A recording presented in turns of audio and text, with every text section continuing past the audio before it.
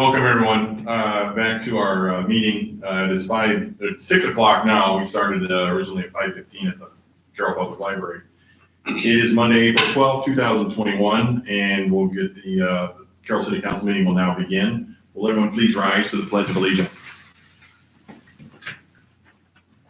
pledge allegiance to the flag of the United States of America and to the republic for which it stands, one nation, under God, indivisible, with liberty and justice for all. Please note the attendance. Everyone's here. I think Laverne is online. First item we have this evening is the consent agenda, which includes the approval of the minutes from the March 22nd meeting, approval of bills and claims. Under licenses and permits, we have a sidewalk closure request from Kirk's Bar and Grill. Also add an outdoor service endorsement for April 24th of 2021 for Kirk's Bar and Grill. We have a new 5-day Class C liquor license with outdoor service, Carroll Hy-Vee for the Kemper Ball on May 1st, 2021.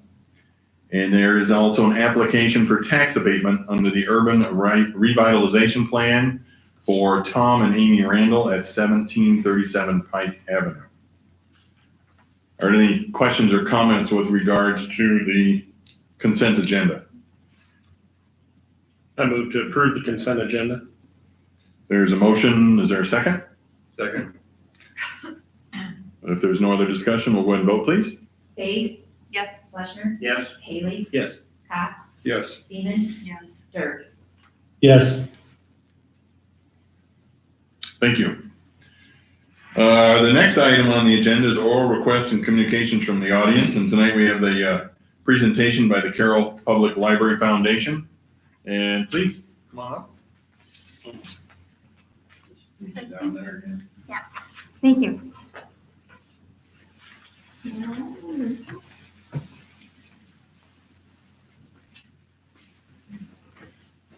Where do you want us? Okay. So on behalf of the Carroll Public Library Foundation, we are excited to present the city with our final payment of the $2.5 million that we committed to raise when the bond issue was approved. And this project has been just tremendous. We just went to see it. It was gorgeous. The foundation wants to thank the city council, the trustees, and all of the people of Carroll and the surrounding areas who supported this project either by making donations, volunteering time, getting the vote out, or voting for it. And we are all excited that we're done. We're paid. Thank you very much. Appreciate all the work that the foundation put into this and the trustees and everyone, even including council members. The time and effort that was spent into this and having such a beautiful project. Thank you again very much. Thank you. Thanks.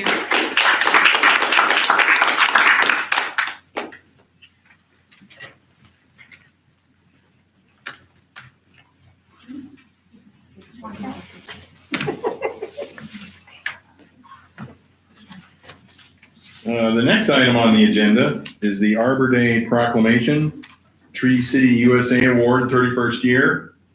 And today for the proclamation states, whereas Iowa's trees were a significant attraction to early settlers because of their multiple benefits and the beautiful environment they provided, and whereas trees are an increasingly vital resource in Iowa, enriching our lives by purifying our air and water, helping to conserve our soil and energy, creating jobs through our forest products industries, serving us with shade for our recreation, providing our wildlife with food and shelter, and making our communities a more pleasant place to live and work. And whereas, with the cooperation of all Iowans, the benefits of trees can be passed on to future generations through tree planting and conservation of this renewable resource. And whereas, each year on Arbor Day, the people of Iowa pay special attention to the benefits of our trees and dedicate themselves to the planting and management of Iowa's forest resources. Now therefore, I, Eric P. Jensen, Mayor of Carroll, Iowa, do hereby proclaim April 30th, 2021 as Arbor Day in Carroll, Iowa, and urge citizens to participate in tree planting programs that will ensure a greener Carroll and a greener Iowa, and to nurture, protect, and wisely use Iowa's natural wonder of trees. Thank you. Our next item is ordinances, and we have none this evening. And this will bring us to our first item. This next item is resolutions, and this is to hold a public hearing to hear comments on the proposed Olson's Carroll County Solid Waste 80/20 annexation and resolution for the vote approving the annexation. It is 6:05, and we will go ahead and open the public hearing. And Mike, please. Thank you, Mayor and Council. Tonight, this is a public hearing to hear comments on the proposed Olson Carroll County Solid Waste 80/20 annexation and consider a resolution approving said annexation. The city did receive in November of 2020 an application from Carroll County Solid Waste Management for a voluntary annexation of 15.39 acres of land that they own. And then in December of 2020, the city received a annexation request from Olson Car Care Corner Inc., they do businesses Olson Outdoor Power, for a voluntary annexation of 2.65 acres of land into the city limits. These are kind of in conjunction with each other, as Olson Outdoor Power was seeking to connect to city water and sewer for their business, and they were not contiguous to the city. So with these two annexations, they are contiguous to the city and can access that. Upon request of these annexation requests, the city did notice that there's a 1.88 acre of land owned by Carroll Gas Inc. That would be bounded by the city of Carroll on three sides, and additionally, they would have road access. They would not have road access without going through Carroll County. So under Iowa Code 368.71A, cities can include territory comprising of not more than 20% of the land area in an application without the consent of an owner to avoid the creation of islands or to create more uniform boundaries.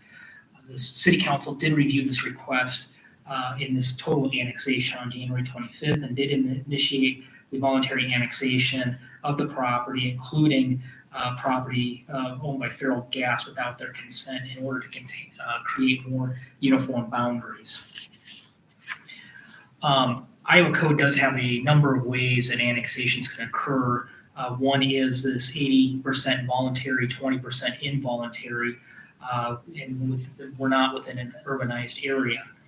So this does require the City Council to hold a public hearing and vote on a resolution approving the annexation, if that's how the council decides to go.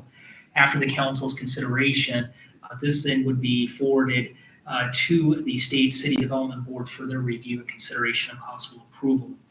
The total amount of land composed of this annexation is 23.27 acres. This land is situated in unincorporated Carroll County and is just west of the existing Southwest Development Park. This includes a portion of Kitty Hawk Avenue that runs immediately east of the Carroll County solid waste property. And additionally, it includes part of the Kitty Hawk that is between Olson Car Care and Carroll Gas and the solid waste management property. So when considering these requests, there's a few different areas that we look at. First is consistency with the comprehensive plan. This site is included in the city's future land use map as general industrial property, and is within the 2-mile zoning area and is zoned I-2 General Industrial District. So this land is consistent with the following objectives of the city's comprehensive plan under Land Use Policy 12, that to facilitate the adequate provision of transportation, water, sewage, schools, parks, and other requirements, and in part providing those city infrastructure to Olson Outdoor Power. So we do believe that this annexation is consistent with the city's future land use map, which is guided for general industrial in this area. This area would remain in the general industrial style development that is in today, and would simply have now access to public water and sewer. From a avenue of street and utility connectivity, it is requested annexation is adjacent to the existing Kitty Hawk right-of-way. There'll be no additional roads or utilities envisioned to be built, public roads and utilities to be built in this area. And surrounding property owners would now be able to connect to water and sewer systems that are currently in place from Kitty Hawk Avenue road right-of-way. I did discuss this annexation with city engineer Randy Carroll, and he did not have any concerns with the provision of utilities to these properties within the annexation area. The third thing that we want to do is do outreach, and as required by Chapter 368 of the Iowa Code, on February 3rd, the city did mail the annexation consultation notice to the Carroll County Board of Supervisors and the Maple River Township trustees. The city held that required consultation on February 24th, and no public comments received at that consultation meeting or since that consultation meeting. The city also filed notice with the Carroll County Attorney or Auditor's Office for review of the legal description and parcel ownership, and they did find that the listed owners and legals were complete and accurate. The city also notified the Carroll County Attorney's Office in March, since this road right-of-way is included, and we've not received any comment since. And the city also notified the Iowa Attorney General's Office, since the state of Iowa road right-of-way for Highway 30 is also included in the annexation. No comments have been received since we've mailed that notice. In March, the city did mail notices of the annexation to the Board of Supervisors, each non-consenting property owner in the annexation area, and each adjacent property to the annexation, and each affected public utility. The city's not received any public comments based on these mailings. And prior to sending the mailings, the city did discuss this with representatives from Carroll Gas, and no position on the annexation has been received from Carroll Gas Inc. to date. So the council is asked this evening to review and consider this annexation agreement after public comment would be received within the public hearing. And if you do proceed with approval, this would then be forwarded to the State City Development Board so they can begin their review process. But with that, I'd be happy to answer any questions that the council may have on this topic this evening. Thank you. Mike, so east of Kitty Hawk, that's, is that all part of city too, or? Correct. So there is an area, and in fact, if you want to, if Laura, would you pull up this?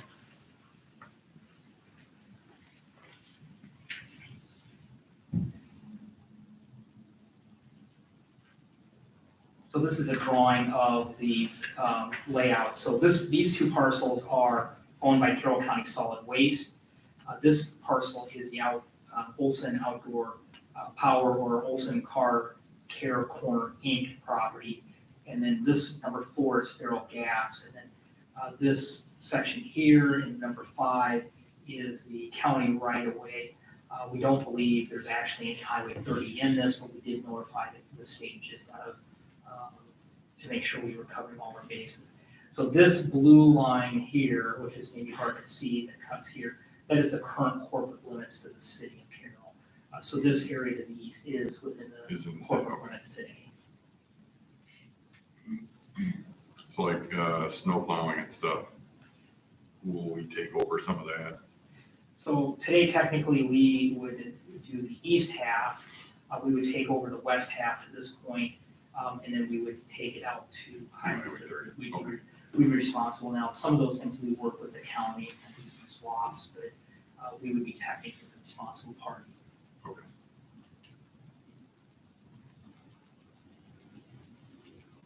Any other questions for Mike? This is a public hearing, and at this time, if there's anybody that is called in, has anything with regards to this public hearing, please unmute your mic and please speak. Thank you.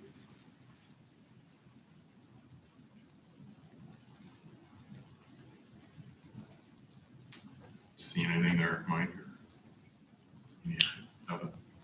Yep. No, I mean, they would need to unmute their mic and then Yeah. they can speak. Okay.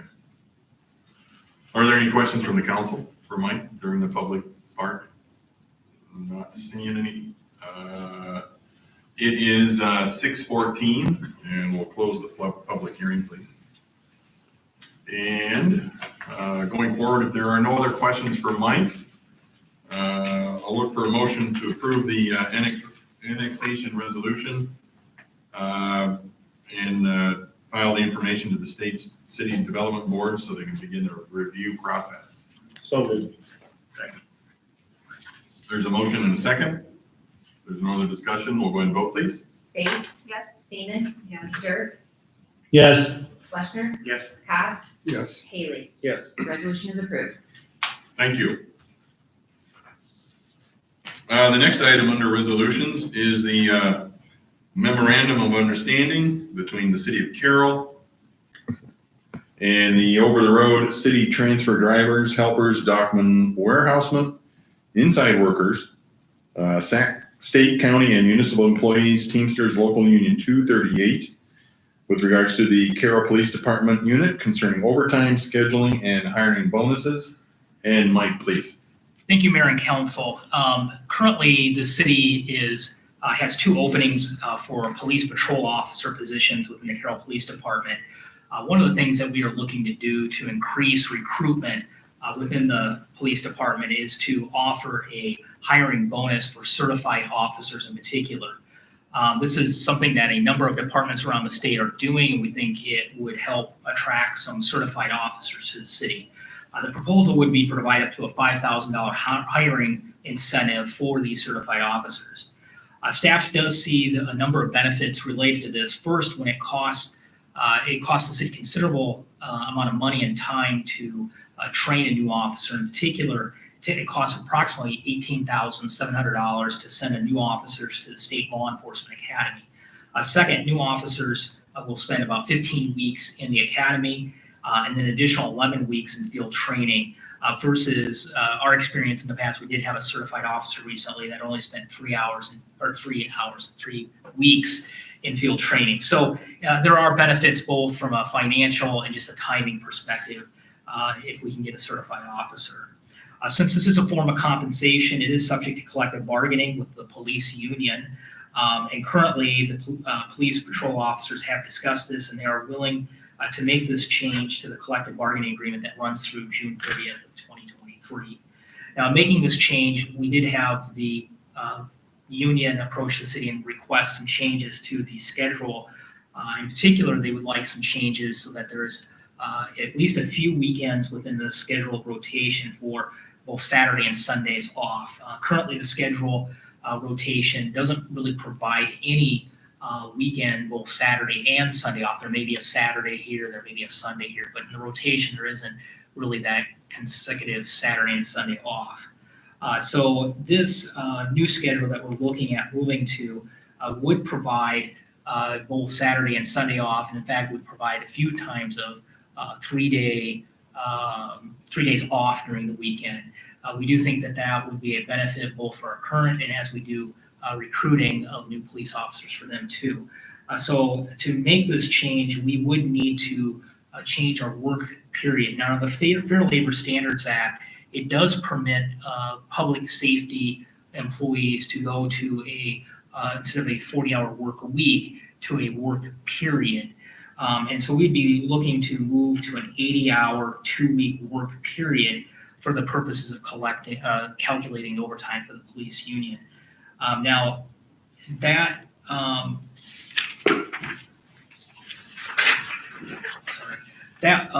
work change does need to have an amendment within the current collective bargaining. We have done that. Now, one thing that you will notice in there, we are still considering and looking at a 7-day, first 7 days and last 7 days in the work period for calculating overtime if they work more than their scheduled hours. And part of the reason we're doing that is to really kind of follow the current collective bargaining where we look at a single week for calculating overtime. So that way, we do think that that would be cost neutral, and that was something that they were then willing to sign off on as we discussed that with them. There are a few other changes. One, we struck a section that talked about scheduling. Since we're making the schedule change, we just struck that in the entirety. The original paragraph did talk about that it was always management's right to change the schedule. Since we're changing it, it really we weren't exactly sure where we were gonna head. We just struck that whole paragraph and they were agreeable to that. The other change that we made was regarding the frequency of how, when we pay. Currently, we pay every 2 weeks. As the council knows, we did run into some issues with this current fiscal year coming up, going from a 26-week pay period, or 26 pay periods in the calendar year, or fiscal year, versus 27 that we will have next year. This would give us the flexibility. The new language would say we have to pay a minimum of twice a month. So that would give us the flexibility in the future to make a change to avoid that in future years. But we're not proposing to make any changes now or for the next fiscal year. It should be noted that the union representative, Brian Simpson of Teamsters Local 238, has approved the MOU. And so you don't see a signature on it, but as we get the signatures, we'll get all those signatures in place. It was signed in your packet by the local union representative that is one of our employees. So we will get that approved and all the signatures in place as we move forward. So our recommendation is to approve the proposed memorandum of understanding with Teamsters number 238 of the Carroll Police Department Union concerning overtime scheduling and higher bonuses. With that, I'd be happy to answer any questions the council has on the agreement this evening.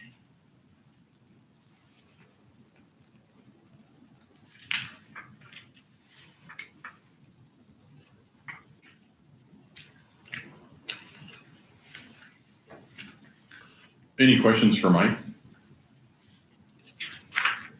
This might get the up to $5,000 hiring bonus. You haven't decided where specifically it would be yet. I think we would like to be at the 5,000. We see that is between $5,000 and $10,000 is kind of where it lands. It gives us a little bit of discretion, leaving it up to, but the union didn't want to be more than 5,000, so that was part of the discussion that happened there. And if we implemented that, would the new hire be required to stay here for a set length of time, which is what? It's a very good question.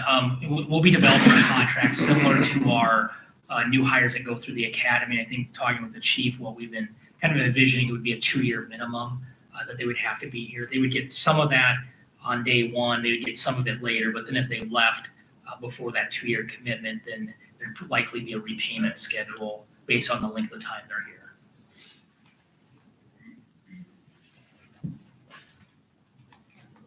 Do they still go through that probationary phase too, correct? It's a little different for certified officers, but yeah, there's probation.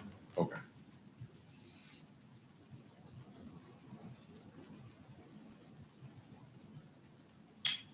Any other questions for Mike? If not, I'll look for a motion to approve the memorandum of understanding between the city of Carroll and the over-the-road city transfer drivers, helpers, dockmen, warehousemen, inside workers, state, county, and municipal employees, Teamsters, local union 238, with regards to, Excuse me, you finish. with regards to the Carroll Police Department unit concerning overtime, scheduling, and hiring bonuses. I'll make a motion. Second. There's a motion and a second. If there's no other discussion, we'll go ahead and vote, please. Cox, Yes. Dirks, Yes. Seaman. Yes. Fleischner, Yes. Haley, Yes. Base. Yes. Resolution is approved. Thank you. The next item is under reports, and it's the Quiet Zone Study Update. And Randy, please. Thank you, Mr. Mayor. Following postponement on January 11th, the Quiet Zone Study Update Agreement with Bolton and Mink is being returned now for your consideration. Briefly, as you recall, the study update includes 7 street railway crossings in town. And the scope, of course, is well-defined within the agreement. And in summary, it includes the review of the crossings and then updating the report. There have been 3 changes to the agreement that was provided to you on January 11th. First of all, the date, obviously.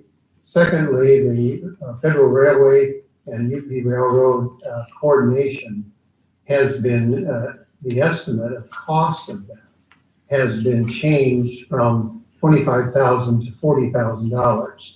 And that's as a result of Bolton and Mink's more recent experience with dealing with the UP Railroad. Now that preliminary engineering agreement would be required with the UP Railroad if you decide to pursue establishment of the quiet zone.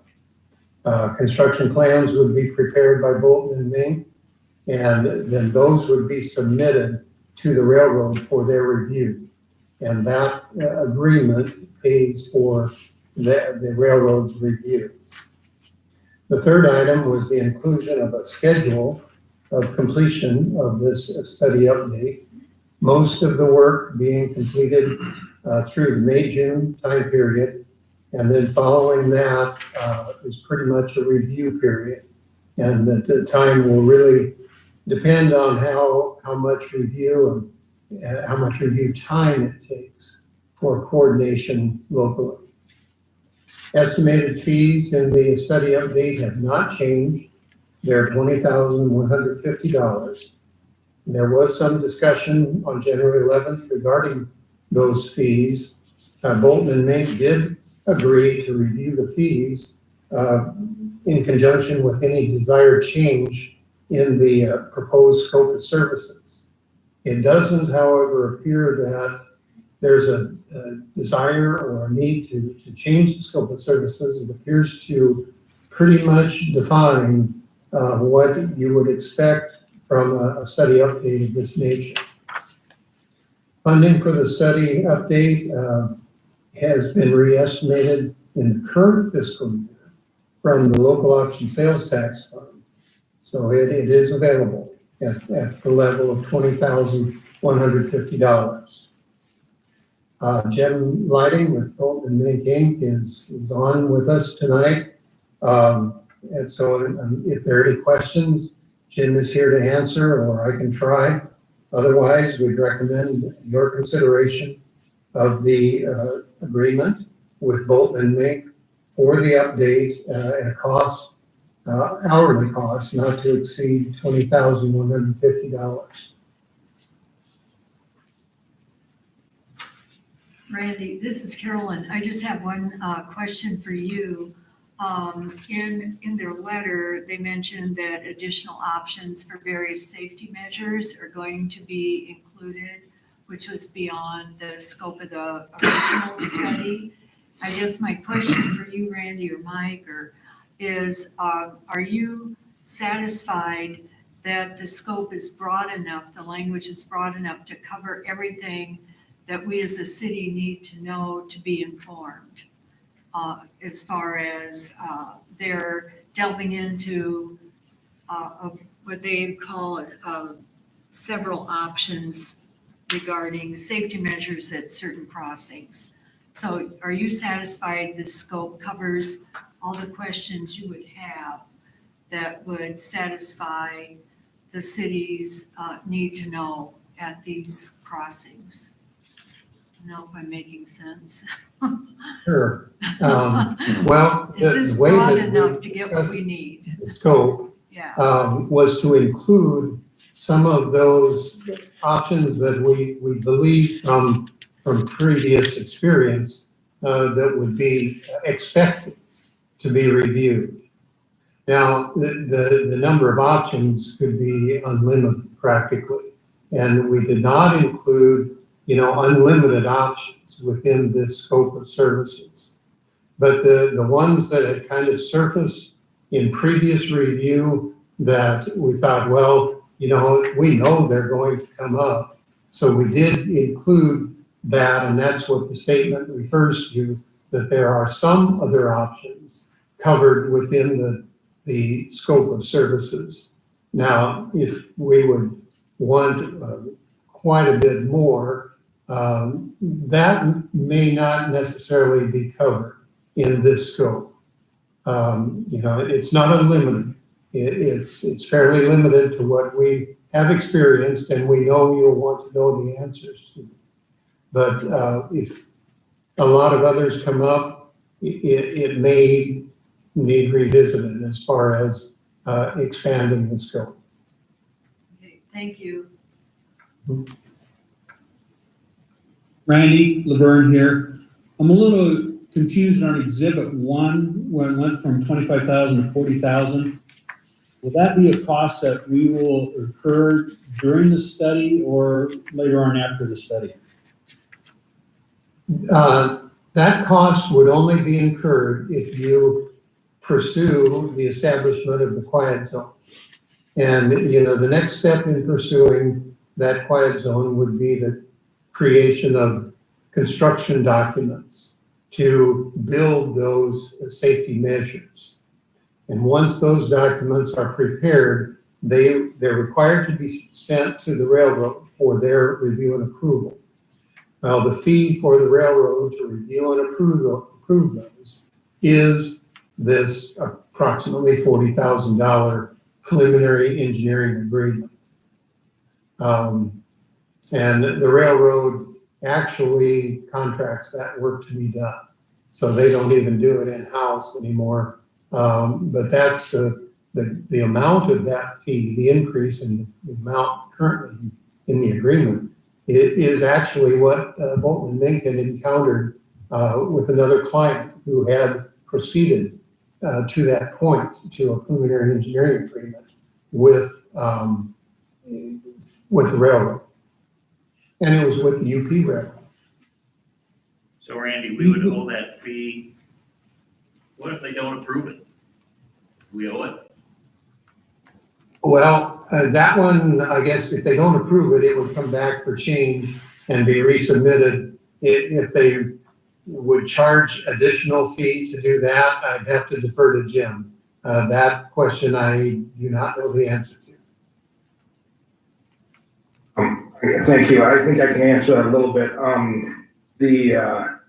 The process, if you use approved supplemental safety measures, the railroad really has no recourse as to saying no to those because they're already approved by the Federal Rail Administration. Where you could get into something like that would be more along the lines if you're using what they call ASMs or alternative safety measures, where you're trying to make a hybrid of different functions, and still wanting it to count as part of the quiet zone calculator scoring. Typically, those ASMs have to be approved before you get to the point of, you know, wanting to build it. So they're submitted to the FRA for review and approval. And so you know, if you're using the supplemental measures that are already approved, there really is not an opportunity for the railroad to say no and have to go back and forth with that. All right, so it's an estimated up to $40,000. Can we assume no matter what we pick out, it's going to be 40,000? I mean, what's the up to mean? Who put the up to in there? Is that from you guessing that, or who's determining whether it's 40,000 or somewhere between 25 and 40? That is the language that the Union Pacific Railroad has on their agreement. They are requiring you to agree up to $40,000 worth of work to go through the process of establishing a quiet zone. All right, so then can we assume they will ask for $40,000? If, with your experience, do they ask the maximum? The process has changed since the quiet zone I established in Ogden. That process has changed. UP used to do it in-house, and now it's no longer handled in-house, and that's why this agreement is the way it's written now. So it doesn't necessarily mean that it will be $40,000 no matter what we do. It just will be somewhere between the $0 and $40,000. Thank you. But that only comes into play if we decide to pursue it beyond the scope here. So that was that was one of the questions I had. I think that got answered. So, Vern here again. The last one we had a number of years ago, what was brought up had a lot of disruption between the streets and some businesses. I was not really in favor of, affecting the traffic flow of businesses and somewhat of that frontage road. So that would be my concern if we're going forward with this is, it would have to have a change in that end for some approval by me. Just so he knows when he's doing his study. Yeah, Bert, this is, I believe that surfaced exactly in that last, as the last report was reviewed. And that's kind of the reason we left it a little bit open in this agreement to add some alternatives, at particular intersections where there was some disruption to business. Those will be looked at to see if there is an alternative, and if so, what the cost is. Okay. Clay. Randy got everything I wanted to say, All so right. Thanks. thanks, Randy. Sure. Are there any other questions for Randy or Jim that's online? If not, I will look for a motion to approve the resolution for the professional services agreement with Bolton and Mink for the quiet zone study update at an estimated cost based on hourly rates not to exceed $20,150 without prior consent. So moved. Second. There's a motion and a second. If there's no other discussion, we'll go ahead and vote, please. Seaman, Yes. Base. Yes. Fleischner, Yes. Dirks, Yes. Cox, Yes. Haley. Yes. Resolution is approved. Thank you. Yep, I lost my other sheet here. Let's see here.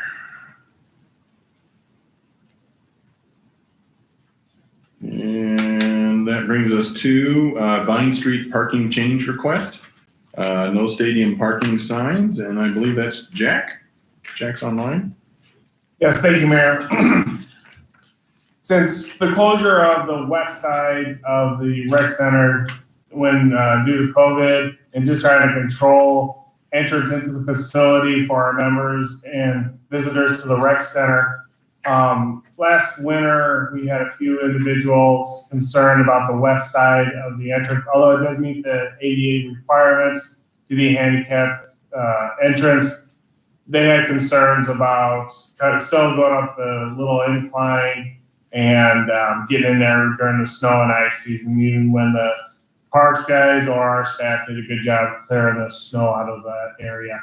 So the east side is a lot flatter. It's a little bit more maneuverable for everyone to use that side. So we have gone and allowed, if they meet requirements, to use the east side with a fob. We set the system, the doors on the east side to be similar to City Hall here.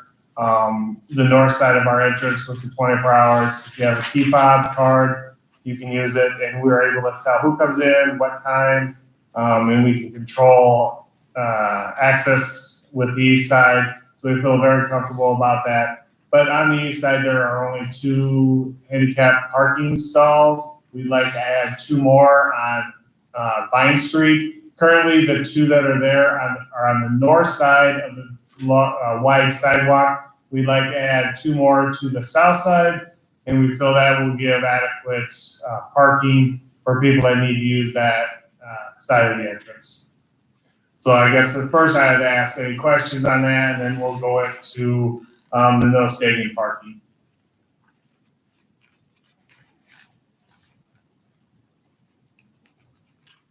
Go ahead, Jack. Oh, okay. Second, we've noticed now with closure of the east side, during events, the west side is used by the spectators, athletes, people going to the activities from both high schools, and they use our west side parking lot. And we really noticed the first track meet where our side was full, we had the east side locked. People were parking, some of the businesses on the east side walking all the way around to the west side to get into the facility. We're not talking a large number of people, but enough that we want to make sure that we're accommodating to our members and our users of the rec center. With that, one thing we're doing currently is track meets, other events. We've notified down at the rec center, these are the dates east side doors are going to be open. So it gives our members another a way to get in the facility, and they should know about it. They've been notified, so they are using that east side, especially during the track meets, and having a conversation with the school. The two big events are going to be football games and track meets. Soccer, they've had a soccer match down there, and there were still 15, 20 spots when I stopped down there. So soccer is not as bad of a situation for our members, but we're going to try this for all events, fall and spring. Swim meets too, I guess during the winter, we didn't have any access time for that, but it wasn't bad for swim meets, but we will still use this policy for swim meets because that does get busy with that. I have attached a map that shows what we'd like to do as the reserved section. West parking lot, the furthest east spots we'll put up signs. And Mike and I were just talking about this. There maybe is a little different verbiage we might use than no stadium parking. I know Mike had mentioned maybe tweaking that just a little bit, and we'll look at that. But the main thing is we want to try to leave those parking spots open for our members, our users of the facility when they come down. And one of the questions that I know is going to be asked is how are we going to control this? First of all, it's hopefully going to be an honor system. I've called the school. I talked to the AD at Carroll to begin with and said, this is something that we're doing, and just to be prepared for that. And in some of the conversations, hopefully visitors come to the facility through their AD, through their coaches, they'll notify people to try to park on the east side, park over in Grand Park, and try to use some of those facilities first. So that'll be an attempt. But we weren't planning on having a staff member out there. We're just going to try this at first, and it doesn't get to be a situation. If, for instance, Sioux City Healing came, I'm just using them as an example, and that whole row was parked Woodbury County Place, that would be a pretty good indication that they're there for the football game, and we will need to reevaluate those. But hopefully that won't be the case. They'll see the signs, and whichever spectators from our schools or the visitor schools will respect that, those signs up. You guys have to answer any other questions with that? Yep, Jack, this is Clay. Just for clarification, this reserves, and I can see it clearly in your picture, but for anybody listening, this reserves just that front row of parking that runs along the sidewalk immediately to the west of the rec center. Oh, thank you, Mike. Yes. Give us a picture. Yep. That's correct. But it does maintain the ability for people attending stadium events to still park in that parking lot. It just keeps a portion of it for our rec center patrons, correct? Yes. Thank you. Thank you for the. And I would anticipate that the northeast corner, northwest corner of the parking lot, the last couple of years, the school has put some signs for handicap parking in those corners. That will be, up to them if they want to try to do that again. I know they have where the 24-hour entrance door is. They have put some handicap parking spots over in that area too. So hopefully they'll have adequate numbers for their activities. And this is where Jack was referring to the Yep. handicap in there. And then we've allowed them to put some handicap like football games in that location. It can't be Yes. that many, what is it, 12, 15 spaces? I tried to count that you're reserving something, counting the other ones. Somewhere in that contiguous, range, yeah. yeah. So it's not a huge. Thank you. No. And Friday nights, it is not really that busy, especially during football games. Swim meets, our swimmers aren't down there, so they're not using the facility. It's more of people in the weight room and in the gym. So this is a start. We'll evaluate it as we move forward. But again, the nice thing is to have really one entrance into our facility for most of our members and users of the facility. That's been a nice, the staff really enjoyed it. It's been a nice change for us.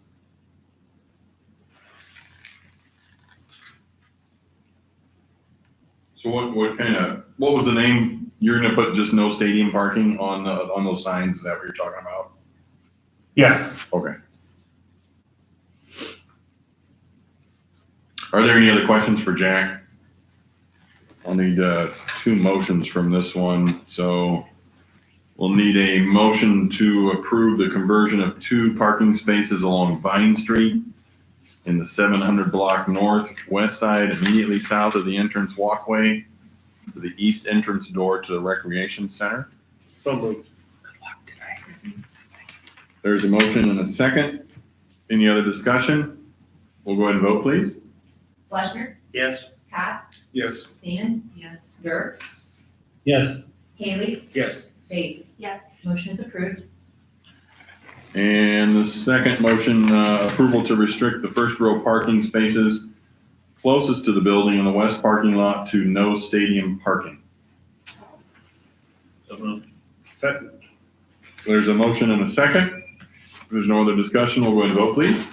Cox, Yes. Base, Yes. Fleischner, Yes. Haley, Yes. Dirks, Yes.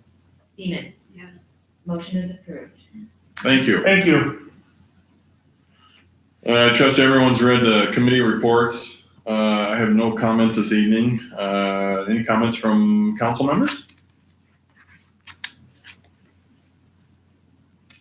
Laverne, any comments? Oh, sorry. Thanks. Any comments from the city manager? None this evening, yours. If not, we'll move into the next item, which is the housing workshop. And Mike, please. Thank you, Mayor and members of the council. I'll let Laura, if you would pull up the podium computer.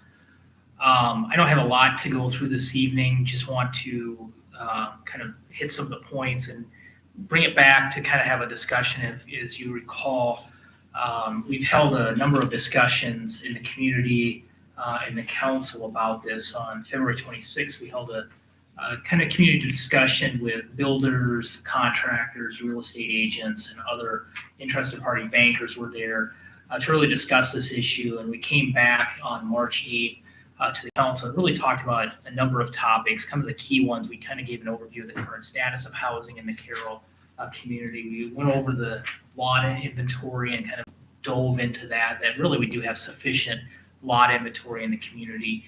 Talked a little bit about housing mix. Are we building the right housing mix in the city of Carroll?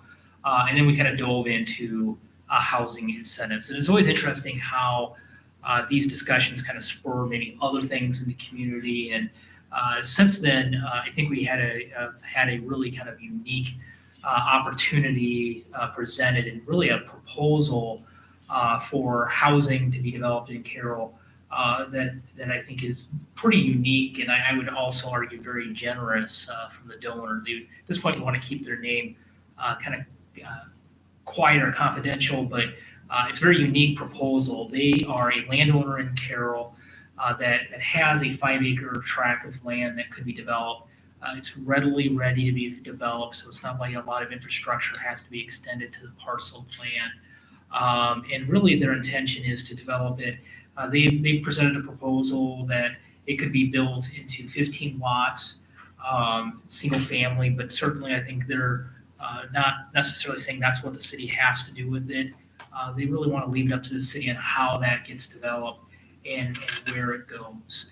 But the part that would be important is that it would be developed by the city ultimately into those developable lots. So however that however that transitions, that would be their intention. Now, the intention is they're not interested in developing or building on those lots. They simply want to make this opportunity available. And their main goal is they would like this to be geared towards younger builders that would like to come to Carroll, get established in Carroll, and really build houses now into the future in Carroll. They see this as maybe try to be an opportunity to attract new builders to our community. So it's a very unique opportunity in my mind. I think pretty generous on the landowners' part, and I think they're really doing it sincerely out of their love for the city of Carroll. As we've talked with them, I know the mayor and I have met with them and have talked through it a little bit, and so it's a very unique opportunity for the city. So I think as we consider this, we did develop some portformas so the council kind of understood, and hopefully, well, this is really small, and I apologize already. But kind of in the nuts and bolts is we developed a portforma based on 15 lots. We assumed that we'd build 5 lots or 5 homes a year for 3 years. And so one option is you would actually use tax increment financing to fund this. Now, the TIF itself would generate about $426,000. Now, with a housing TIF, you have to do a low to moderate income housing set aside. And right now, that's 36.62% in the city of Carroll. So after the LMI set aside, there'd be $270,000, $131,000. Now, these are projections. Obviously, if it takes longer to develop out, there's going to be less money if it develops quicker, or the home value. Now, we assumed a home and lot value of $250,000 per property. If that's higher or lower, that's also going to affect the pro forma. But that would generate, under those scenarios, $270,000. Now, we would look at selling the lots, in this case below market at $21,000 a lot. That would generate another $315,000. So the total cash flow would be $582,000 roughly. Now, there's a number of components that goes into developing lots, developing the utilities and streets, the city utilities and streets. That's about $430,000. Mid-American Energy and Alliant Energy, we'd have to pay to extend those infrastructures into this. Mid-American Energy would be about $31,000. Alliant would be about $9,000. There would be some property tax implications, abstracting costs. There's some legal costs for platting and lot sales. And then there'd be some costs related to the lot sales themselves, recording fees. So projection, all in is about $508,000. There'd be some interest costs that we would need to incur because we'd have to bond for this. Likely we'd do a urban renewal bond for this. We don't know if we do it internally or if we'd actually take out a bond in the market. So in all, some rough calculations, you'd be looking at about $579,000. So there'd be a little bit of surplus in this projection. We still need to. This is assuming all TIF and all lot sales to fund it. There is an opportunity to use the American Rescue Plan or ARF or ARP funds. So those are the dollars through the new stimulus that just went through. We'll be receiving about $1.3 million. We can use those dollars for water and sewer infrastructure costs. So by doing that, you would then be able to take about $130,000 of the ARP funds for that. In the end, you'd be able to lower your lot cost to about $11,000 and really net it all out. So there's kind of 2 different options on how to fund those development costs. Certainly, we know that developing lots are expensive. That's why you see lot prices where they're at in Carroll of $50,000 to $60,000. This would be an opportunity. Now, one of the things the donor has suggested that we would want to see these kind of built out quickly. So as we sell these, their suggestion would be that we sell them initially for $20,000 more than what we would ultimately want to sell it for. But then in the end, once they got the CO, then 20,000 would be rebated back to them, so as long as they complete it in a certain amount of time. So we give them kind of an incentive to get it done quickly and not just sit on the lot for it.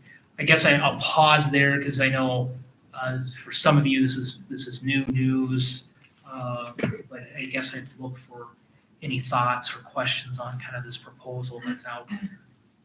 I didn't catch whether you said a certain percent were required for low, or did you say low to middle?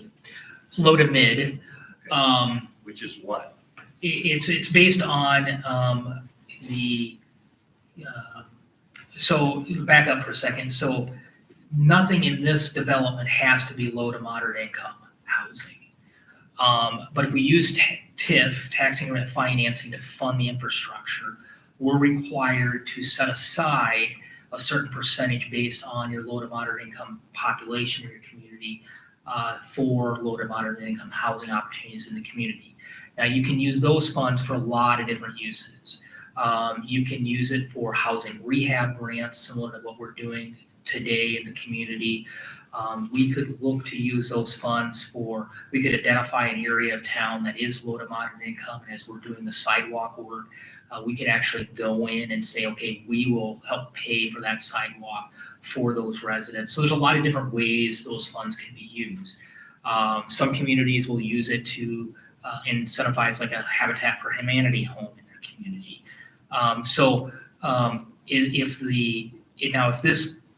If we would choose to make this low to moderate income housing, then we could take those funds and put them into this neighborhood. But if we don't do that, then we have to account for that low to moderate income set aside, and that's what we're doing. Is we're anticipating that we will not do low to moderate income housing, so we're going to have that set aside that will be used for other needs in the community. And whose rule is that? That's state code, so it's required. I know there's been a lot of discussion about that. Some communities have a very difficult time using low to moderate income credit set aside for TIF. And there is a provision in state statute that you can ask the director of the Economic Development Authority for a waiver of that requirement. And initially, there were some waivers given, and it got to the point that the current directors made a decision that maybe this is a legislative issue and a bigger problem, so she stopped giving those waivers. But I think in Carroll, there's just a lot of ways we could use those funds. It doesn't necessarily need to be in this neighborhood, but I think there's other areas in our community that we could leverage those dollars. Was this a percentage of that total TIF, the 426? Correct. Correct. And if you recall back on the 706 development project that's happening in the Rolling Hills condominium development, we have a similar set aside that will be there. So we're not anticipating that LMI will get used in that neighborhood, but eventually if they go forward and TIF is actually collected, there'll be dollars generated, and that'll be the first project. It'll be a couple of years before we would see the first dollars come in. Now, I assume, Mr. Bogey Weaver, that HF 849, that's in front of the Iowa House right now, having to do with tax increment financing, talks more about slum and blight uses and a 20-year cap. I see you're 10 years out on this, maybe 9. We'd be okay there. We shouldn't have an issue with this. So that legislation is really aimed at current existing districts. And so new districts are really not affected by that, those caps with the TIF districts. And so, yeah, this would not be affected by that legislation. Thank you. I just wanted to make doubly sure. It's a good question. I think it's a good idea the potential donor has to try to attract new, younger builders. I mean, that was identified as the big thing. We don't have people that are, developers. But looking at, as you mentioned earlier, there are 74 vacant lots already available. And with the city jumping in, we'd be putting ourselves in competition with the people in these other areas that have lots for sale. And we would be, regardless of the location. So that to me is something to factor into the mix also. But how many of those 70 some lots that you said are available are really for sale? Most of those are for sale. I mean, if we go back and look, this is a breakdown of those lots, and there are 74 lots that would be available in the market today. Then there is some unavailability that we're not certain, but there are 74 that are actively available. Some of those lots are fairly high priced. There's a certain group of people that just can't afford that. You're right with the Oak Park and Burl Addition subdivision, and I kind of made that this is the value neighborhood, and as we work through them, there really is no availability today in this neighborhood.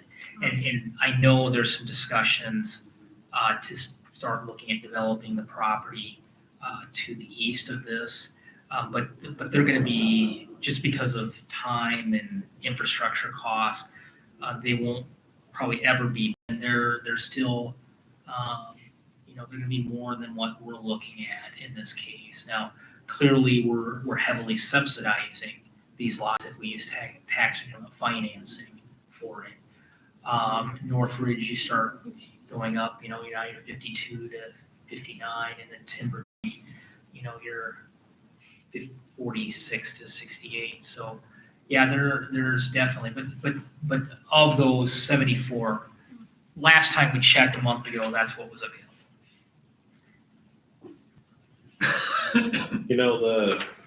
The spirit of this being to encourage those young new developers to get engaged. Is there a mechanism for us to target it at them specifically? To say these lots are set aside for, it sounds to me like we have a lot of defining to do to say who's eligible for this, how's it work, and I don't even know if that mechanism exists, I guess. Yeah, I mean, that's a very good point, and we've been having some discussions with how we navigate through that. Specifically, the concern becomes obviously if the city would take the donation. We have some mechanisms we have to work through with state statute and how we dispose of land. So I think there are some ways we're looking at how we can structure it to avoid those. We may not take ownership directly to it, and we possibly work with a third party to do that and develop it, and we have a development agreement that would kind of spell that all out. But there's a lot of work we need to work through if this is an avenue. I think the discussion for tonight is really, is this a direction the city has appetite for us to continue to look at? Because I do agree with you, there is a lot of things we need to do some due diligence on. Just listening to what you had to say, Clay, I thought maybe I heard, how would we differentiate between a developer with really deep pockets versus a guy that's been out for 2 or 3 years, doesn't have real deep pockets to afford to be able to buy the lot and put up a house? How can we get it so that we get the younger person enticed and not someone that has the financial capability of just swooping in and buying these lots at less expensive and throwing it up? Is that kind of what? You're on the right track. Yeah, That's what I kind of thought you were trying to it say. certainly is a concern. And, even further, is that ethically proper? To Carolyn's point, it's creating direct competition for what's in town. Right. Interestingly, it came from a developer, someone who this would be competing with. And I know when we sat in the meeting with some of the developers and the other vested parties, that they were all very interested in bringing up these young developers and trying to bring them to the area. So I think it's a good thing. I think we just have to figure out how to make it work and entice the right that program. younger, to entice someone that hasn't been out there for, 15, 20 years versus someone that's just been out there for 5, to get them into that. Unless maybe you put a time limit on it. If nobody in that range is available to do something in 2 or 3 years, then another developer could come in and do it. I don't know. Well, that's another thing, Mr. Mayor. We certainly don't want to invest money, taxpayer money into developing the lots and then have them just. Didn't have them sit there, right? Or do we consider incentivizing the person who wants to have a house built on the lot? That's been the two, scenarios I've heard while I've been on the council. Do we want to incentivize the purchaser of the lot, the person who wants to build a home on the lot? Or do we want to incentivize the contractor? I know there are two different philosophies out there that kind of float around once in a while among builders, contractors on the proper way to go to get us going with the housing. So whom do we incentivize and Well, how? That's exactly right. And then what method of incentive do we have in place? Is it that cash to, that buyer or builder, as you said, Carolyn? Or is it something in the form of an abatement or something down the line? This is a tough one. I don't know, when you look around and you look at where there's rapid growth, and in fact, even more growth than some areas want, like in the Adel area, that, Waukee, a lot of it has to do with abatement type situations. But, everything, it's complex. It It is. just needs to be thought through, as you mentioned, Mike. I mean, do you come up with 2 plans? So we incentivize someone that wants to build a home, but yet they can't find a contractor to build it for 2 years. Now you're still stuck in that time frame of how do you get something built? That's what we have to think about. Yeah. I mean, is there 2 approaches to this? I'm sorry, is Laverne? Did you? Yeah, I went, a while back, I went to a League of City meeting, and I specifically spoke up at that meeting and asked, what are the cities that were there, what are they doing for incentives? And everybody was on a tax abatement. Nobody else was doing anything else but that. One of the things you gotta think about is if we sit and do nothing, then the competition, which would be like neighboring cities or whatever that do have incentives, then we're not in that ballgame. Now, another question I got, Mike, if you run a TIF program on this, can you guarantee that no LMI housing would be in that program? In the neighborhood? No. Yes. I mean, we can't guarantee that in any neighborhood because that's a fair housing issue. Okay, all right.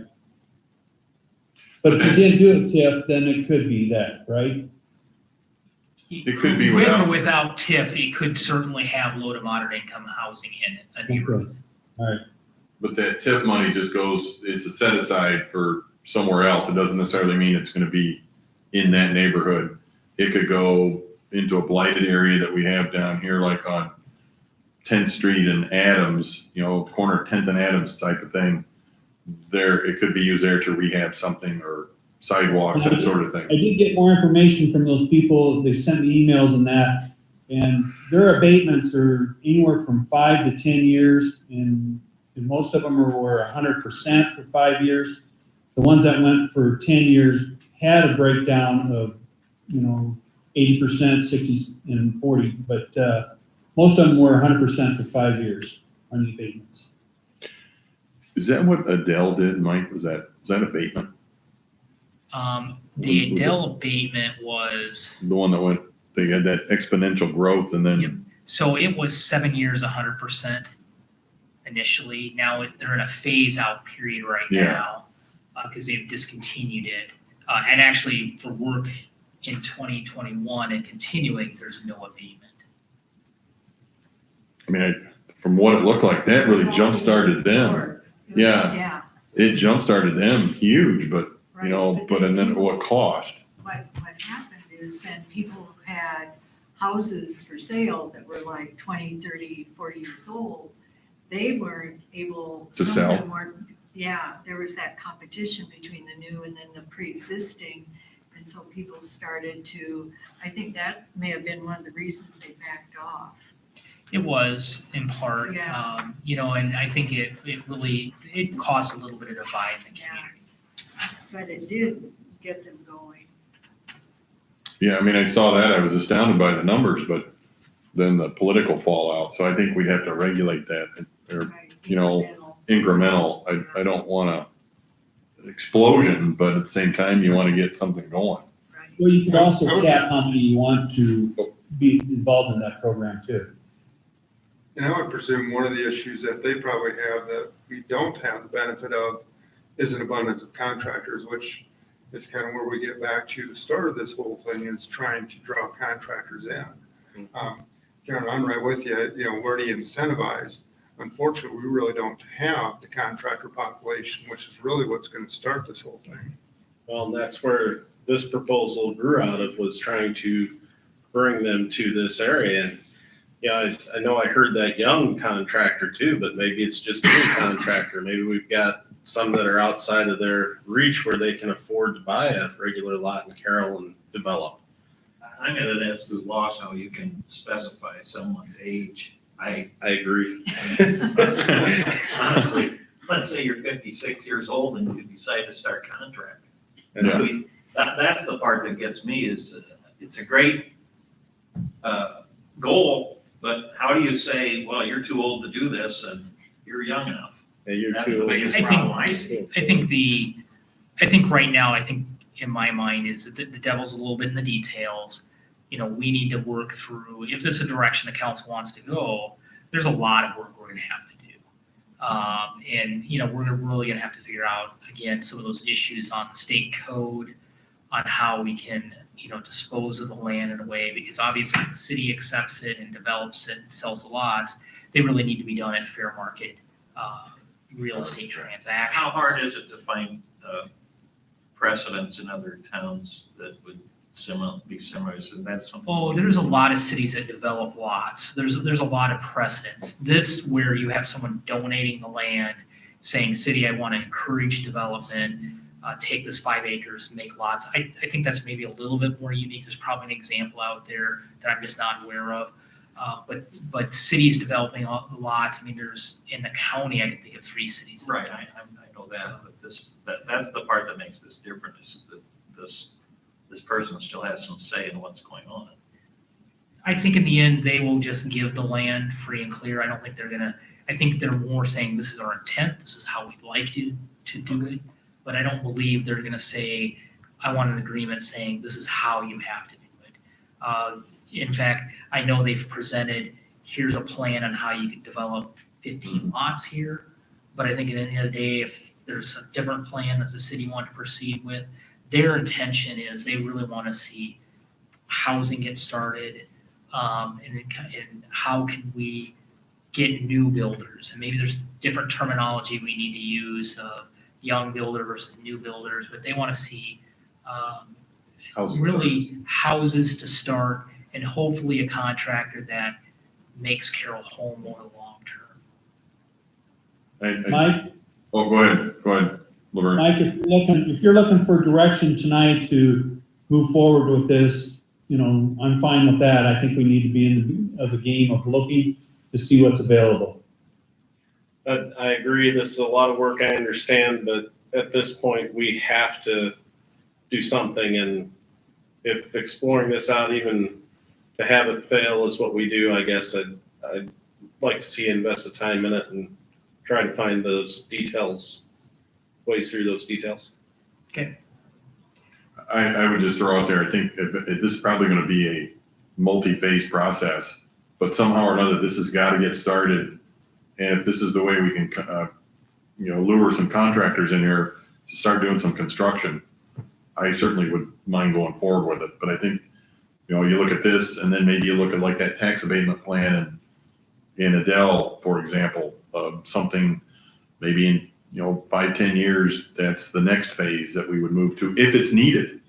But at least it's something to get this jump started. That's a great point. Yeah.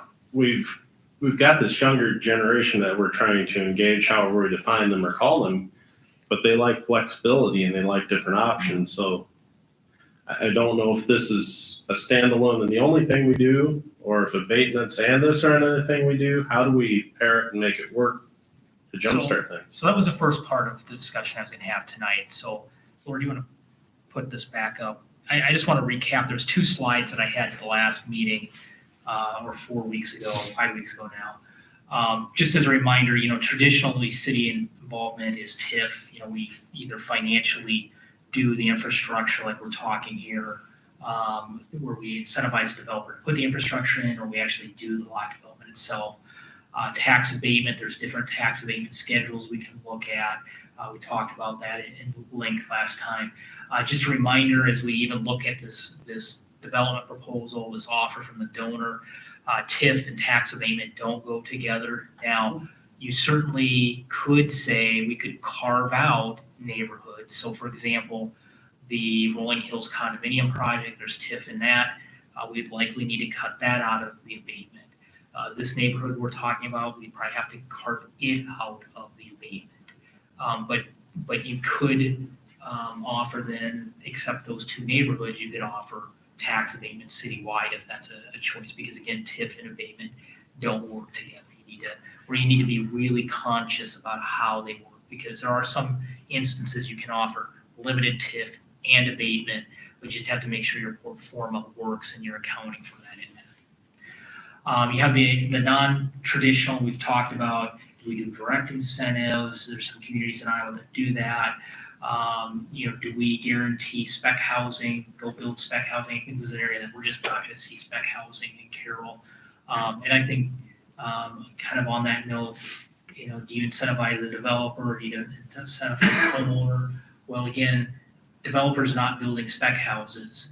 So where do you need to put the incentive? Well, if the homeowners are driving the train, it may be abatement versus the developer side of it, because they're the ones driving the train, not the contractors right now in our current market.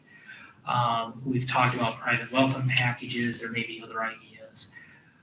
So what now? I think the main points that I'd really ask for some guidance are, is there interest in the gift proposal that's been presented to the city? Should we move forward? I think there's a lot of details we need to work out.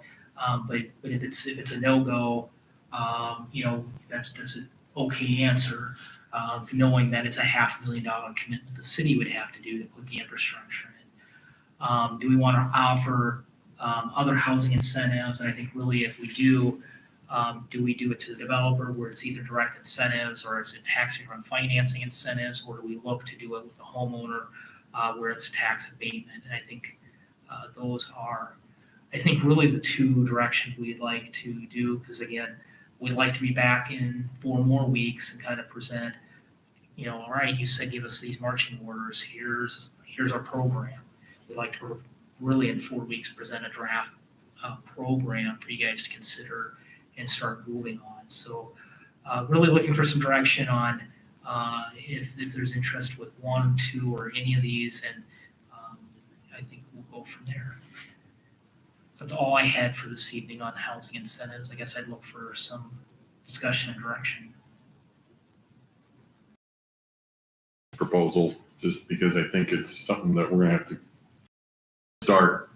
Anytime we can be public-private, it's great. Right? The information that I got from the other meetings was that it's lack of contractors, and I think that's where we're gonna have to start and get some in here.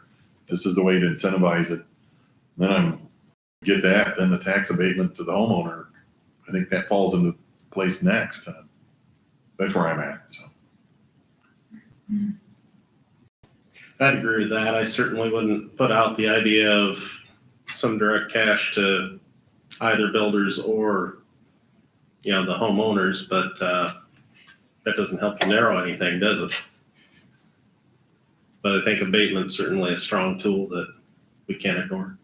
I think the abatement's a stronger tool. The reason I say that is there's only so much cash the city can contribute toward a direct incentive. Now, I think there is the idea, I mean, I think you could incentivize and throw out any building permit that gets submitted within the next 6 months. You're gonna get X dollars, that may incentivize some people to move quicker. But again, it's gonna be a pretty small incentive, quite likely, where abatement may not have the same effect of here's some cash up front. But from a dollar perspective, anyone that's understands the components of that, it's worth more in the long run. And I think that's what you've seen in like a Dell example we looked at last meeting, and the growth that they experienced. Well, and we could structure the abatement in a way to incentivize based on the cost of the lot. People find their own contractors also. True. Maybe somebody brings someone in, a relative or somebody, that they know that wants to get started, like what's going on over in Arcadia. And I think some kind of structuring the abatement to incentivize someone. I mean, we've got the 74 lots, an array of price points, and start there. We minimize our risk and see what happens. And and see what happens with these 74 lots. I think that is something that would be worth jumping into, as Eric said, to get something going. So for me, that would be something I think would be worth pursuing. Is there a way to do both? You can do both. You can just do both programs and, Yeah. I mean, Just add more fuel to the fire, I guess. I don't, yeah. We would have to, I mean, what I would recommend is we would exclude Right. that neighborhood out of tax abatement. Right. Because they're getting it basically in the lot price. Correct. Because they're getting basically a subsidized lot. Right. So that's an option. I think one of the questions on abatement, and I don't want to put any words, but I think kind of the discussion we had 5 weeks ago, I think we would look at an abatement that was,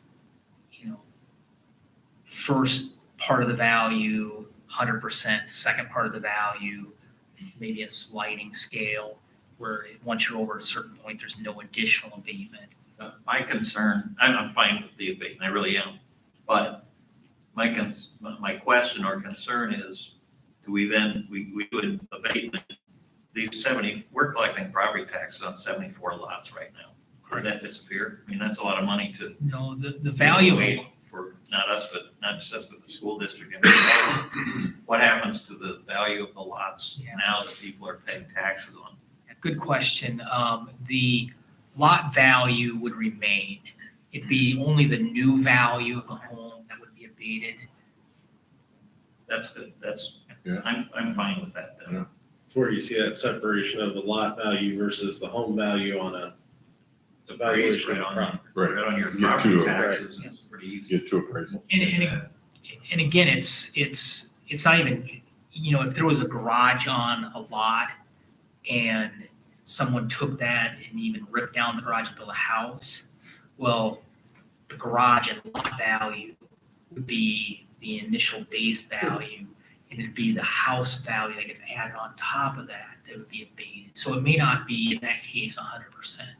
The other thing to realize is it's not uncommon for someone to spend more in home construction than what the ultimate property tax value is, or the assessed value is. And so they may not realize the full construction value in what gets abated either. However this shakes out, and I'll go ahead and mention this just because I don't want to forget it. I'd like to see some form of an estimator or tool maybe developed with a partner or a couple partners to show what the value of that abatement is over the time of the ownership, just to show people, we've talked about that saying of here's your money up front for the lot. Well, if we can show them easily and very closely how much they can save with abatement over time to help them understand that, maybe we can encourage it and kickstart it too. Yeah, and we did, and maybe, it's or I already has it up. Yeah. Here is an example of something we gave at the last meeting where, the first 100,000, actually the first 250,000 was 100% for 5 years. And then the next, it was 75% on the next 250,000 and then 50% over that. So a $650,000 home would have an abatement value of $37,228. So I mean, those are really easy things that we can calculate and start putting out there. I think ultimately it is, where do you want to land the program? I think here was one example where we said there's still abatement for the whole value added, you made prorate. There was another option where we said there was no value over like $500,000. So I think if there was a little direction from council on what you wanted that, we can start working that and putting that together. There so people can see where am I at, what am I really getting for it. Yeah. This gets so complex, I think it weighs us all down. I know it has to weigh down.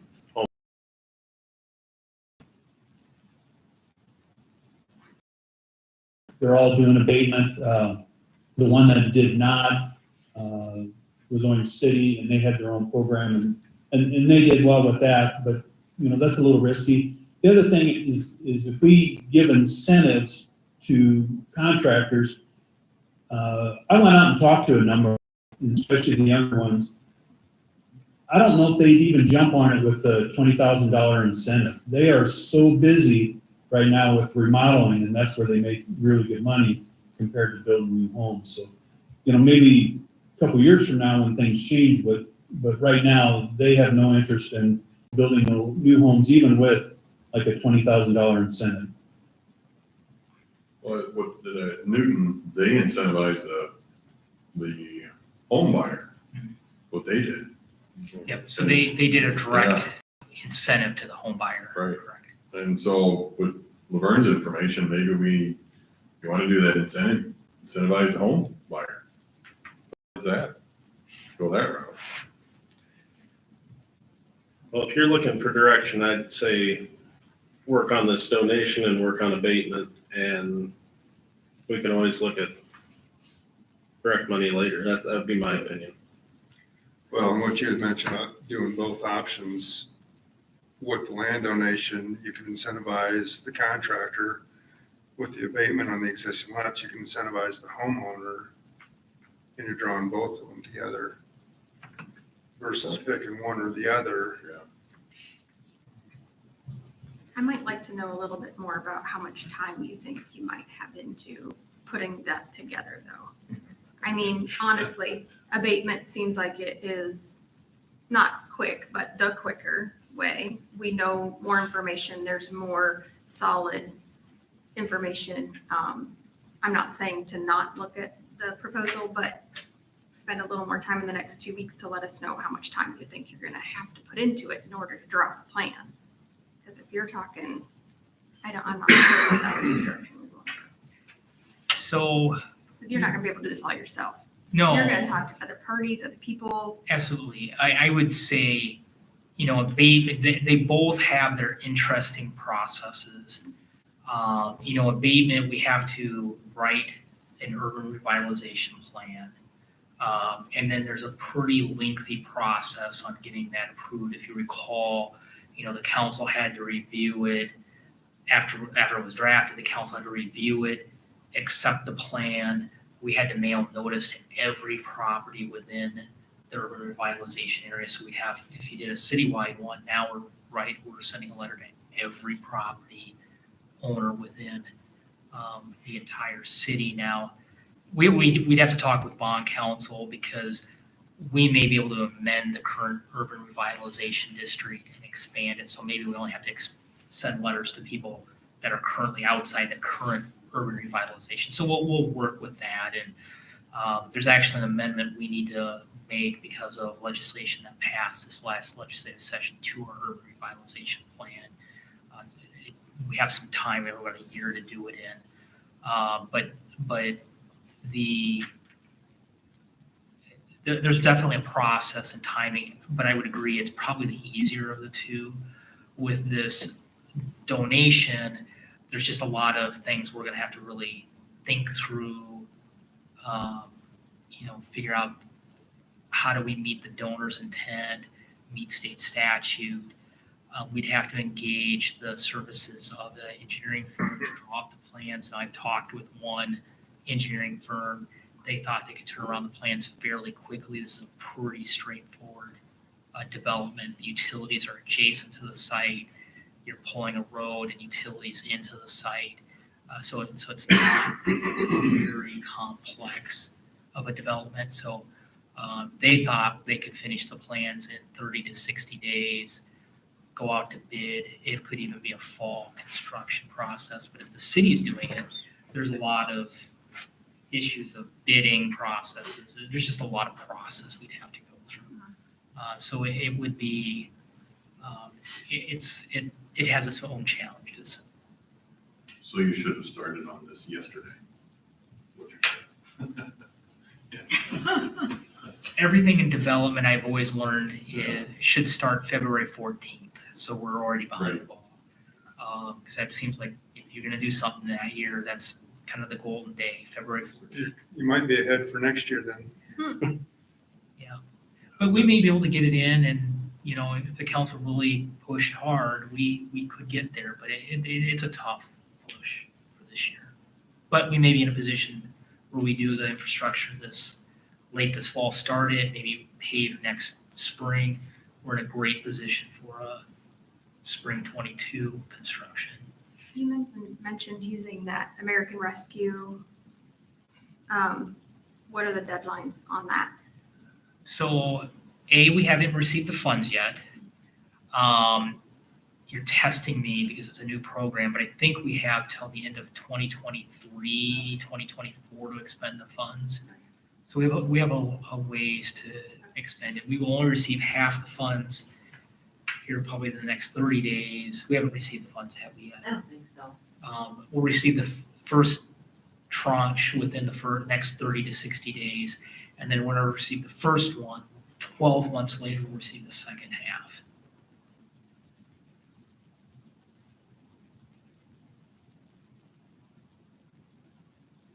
Okay. Yeah, you did some of this in Ankeny, didn't you? Some of the development stuff. Ankeny never did abatement. No.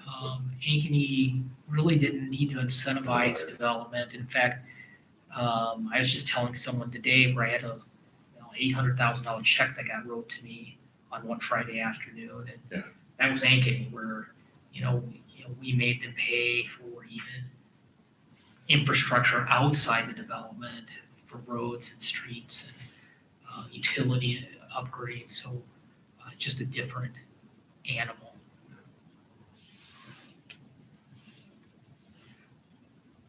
So you have an idea where to go then? We will work on some stuff and present some stuff in 4 weeks then. Laverne, did you want to add anything else while I got you on? I'm good. Okay.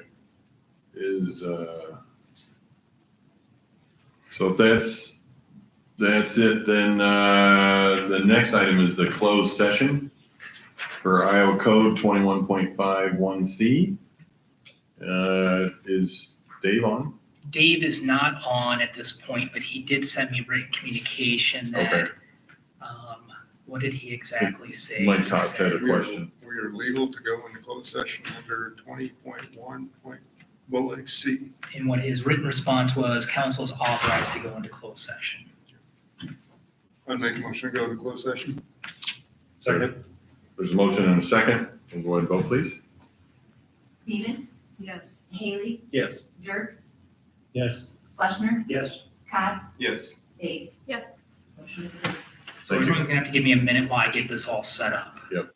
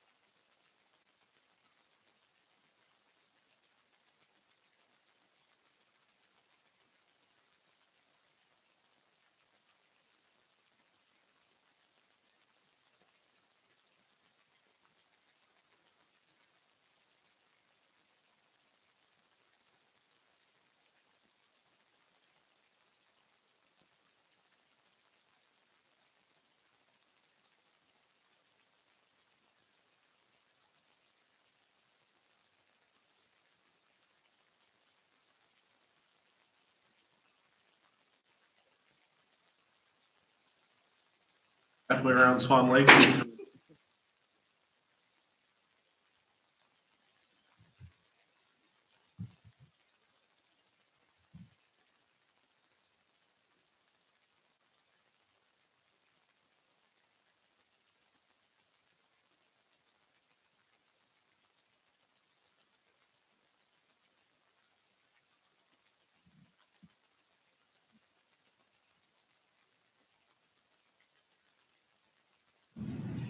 Okay, yep. All right, we will go back, do I need a motion to go back into open session? We already did that, so I'll need I'll entertain a motion to approve the settlement agreement and release of all claims. So moved. Second? There's a motion and a second, no other discussion, we'll go ahead and vote, please. Fleshner, Yes. Cobb, Yes. Dirks, Yes. Base, Yes. Seaman, Yes. Haley. Yes. Motion is approved. And then I need a motion to adjourn. I'll make a motion to adjourn. Second? We'll go ahead and vote, please. Base, Yes. Haley, Yes. Dirks, Yes. Seaman, Yes. Fleshner, Yes. Cobb. Yes. We are adjourned. Thanks for joining us, Laverne, appreciate your time, Yep. thanks.